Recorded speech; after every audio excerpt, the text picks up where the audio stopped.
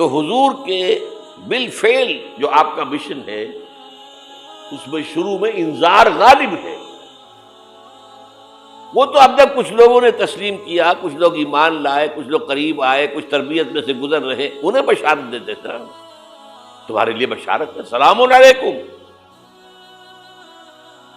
یہاں تک کہا گیا ہے نبی یہ جو ہمارے مومن بندے آپ کے پاس آتے ہیں وَخْفِضْ جَنَاحَكَ لِلْمُؤْمِنِينَ، ذرا اپنے کندھوں کے ان کے سامنے جھکا کر رکھا کیجیے، ان پر شفقت کیجیے، ان سے محبت کے ساتھ پیش آئیے.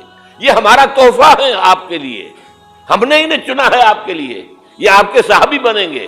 انقلاب کے اندر یہی تو دست و بازو ہوں گے. ٹھیک ہے ان میں غلام بھی ہیں، ان میں غریب بھی ہیں، ان میں مزدور بھی ہیں، لیکن یہی ہیں جو تاریخ کے دھارے کا رخ موڑیں گے. پھر بشارت کا دور آیا ہے بعد میں، شروع میں تو انذار ہے. یا میرا جی چاہ رہا میں آپ کو حضور کا ایک خطبہ اور سنا دوں انذار ہی کے حوالے سے. جب آیت آئی کہ اب انذر عشیرتک الاقربین، اے نبی اب اپنے قریب کے رشتہ داروں کو خبردار کیجیے. یہ جو مشن شروع ہوا حضور کا، یہ ہمارے آج کے واعظوں کے مانند نہیں ہے کہ دنیا بھر میں واعظ کہتے پھرتے گھر والوں کی خبر ہی نہیں، اولاد کدھر جا رہی ہے اس کے بارے میں فکر ہی نہیں. واعظ بہت بڑے ہیں. Charity begins at home. سب سے پہلے دعوت دیجیے اپنے گھر والوں کو اور اپنے رشتہ داروں کو. وانذر عشیرتک الاقربین.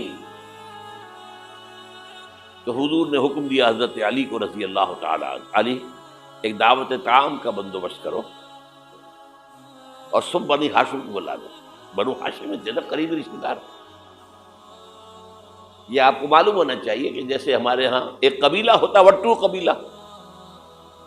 اب وٹو میں مانے کے، لالے کے، شامد کے یہ ہوتے ہیں نا. پھر ان میں خاندان ہوتے ہیں. وہ شاہ محمد تھا، اس کی اولاد جو ہے وہ شامد کے ہو گئی. لالا کوئی ہوگا لالے کے ہو گئے، مانے کے ہو گئے، لیکن ہے سب وٹو. اسی طرح مکے میں بسنے والے تھے سب قریش. کوئی جو ہے بنو ہاشم، کوئی بنو امیہ، کوئی بنو عدی، کوئی بنو تیم، لیکن سب کے سب کون تھے؟ قریش. اس میں جو گھرانہ تھا جس سے حضور تھے وہ بنو ہاشم تھے. تو اقربین کہا نا اپنے قریبی رشتہ داروں کو. کھانا کھلایا، اس کے بعد آپ کھڑے ہوئے. ابو لہب نے تاڑ لیا کہ ابھی ہمارے سامنے اپنی دعوت رکھیں گے.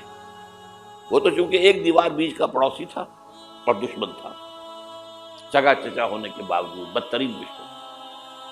اس نے شور مچایا، ہوٹنگ کی، اور کسی نے بات نہیں سنی اور یہ کوشش ناکام ہو.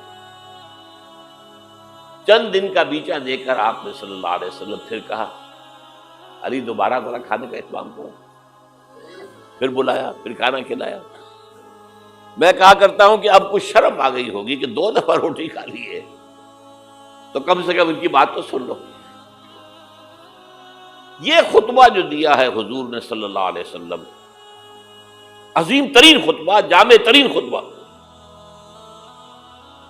لیکن مجھے عجیب ہے، یہ محسوس ہوتا ہے کہ ہمارے ہاں احادیث کی کتب میں میرے علم کی حد تک یہ موجود نہیں ہے. مجھے یہ خطبہ ملا ہے نہج البلاغہ سے،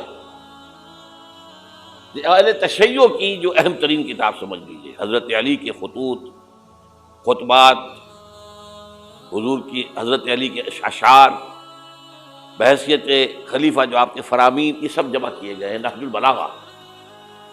اس میں یہ خطبہ، اس میں ایک چیپٹر ہے خطبات نبوی، اس میں یہ پہلا خطبہ. ایک ایک لفظ جو ہے حکمت کا موتی ہے. آپ کھڑے ہوئے، ان الرائد لا یکذب اہلہ. دیکھو لوگوں، کسی قافلے کا رہنما کبھی اپنے قافلے والوں کو دھوکہ نہیں دیا کرتا. کیا بتایا کہ میں اس قافلہ انسانیت کا رہنما بنا کر بھیجا گیا. واللہ لو کذبت الناس جميعا ما کذبتکم ولو غررت الناس جميعا ما غررتکم.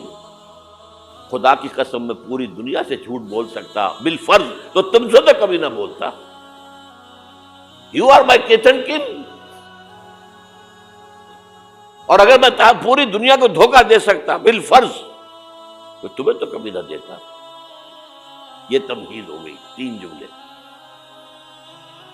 چوتھے جملے میں ایمان باللہ ایمان بالرسول دونوں آ گئے. واللہ الذی لا الہ الا ہو انی لرسول اللہ الیکم خاصۃ والی الناس کافۃ.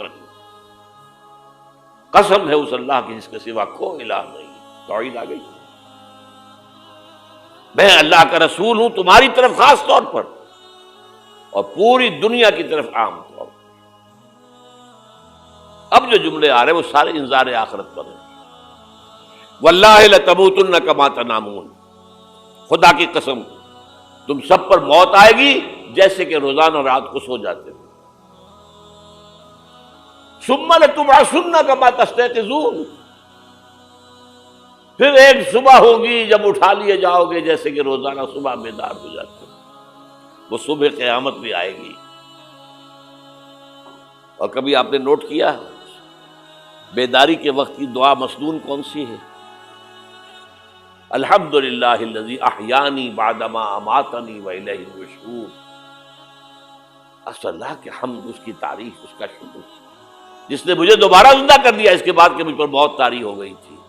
جو شخص روزانہ صبح یہ الفاظ پڑھے گا جب صبح قیامت کو اٹھے گا تو اس کی زبان پر یہ الفاظ آئیں گے کہ نہیں آئیں گے؟ الحمدللہ الذی احیانی بعدما اماتنی والیہ النشور.